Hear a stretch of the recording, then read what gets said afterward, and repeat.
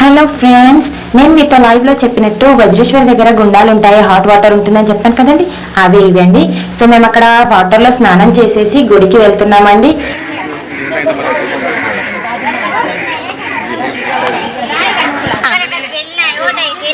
బాగుంటాయి, ముగ్గురు అమ్మవారు ఉంటారు.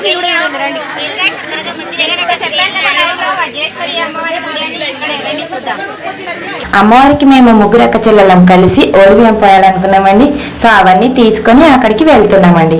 అక్కడ అమ్మవార్లు ముగ్గురు అమ్మవార్లు రేణుక, ఎల్లమ్మ, కాళికాదేవి, వజ్రేశ్వరి దేవి.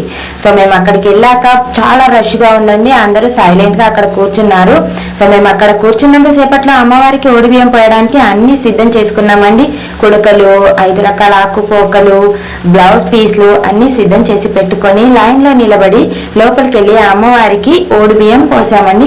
చాలా బాగా అనిపించిందండి, చాలా ప్రశాంతంగా అనిపించింది. అమ్మవారికి ఓడిబియ్యడం ఇదే ఫస్ట్ టైం ఓడిబియ్యం పోయడం. సో ఆ తర్వాత బయటికి వచ్చాక చిన్న చిన్న దేవుళ్ళు కూడా ఉన్నాయండి. అక్కడ లింగము, నంది వాటన్నిటిని దర్శించుకొని గుళ్ళోనే కాసేపు ప్రశాంతంగా కూర్చొని